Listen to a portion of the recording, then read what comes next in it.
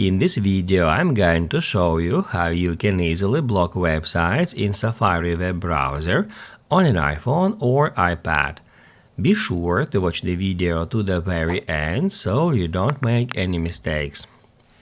Let's get started, and first off, head over to Settings, then enter Screen Time, then scroll down until you find Content and Privacy Restrictions. First of all, make sure that Content and Privacy Restrictions toggled on, and after that, tap Add Content Restrictions here. If you've set Screen Time passcode, first off you need to enter it. And after that you will be taken to that screen where you can easily find Web Content. Just tap on it to open up Web Content settings.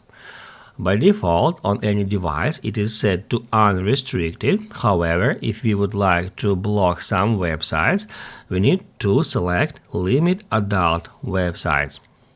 And then down below here we can find two exceptions list here: Always Allow and Never Allow. We need the last one.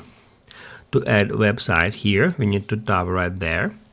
And then all we have to do is just enter URL we would like to block. Let's say we would like to block google.com. All we have to do is just tap Add Done. As you can see, google.com is now added to that list, so we won't be able to open up that URL while it is in that Never Allow list. We can add multiple websites here. So let's say we would like to add Instagram here. We can easily do so in the same way, and also we can add there as many URLs as we want.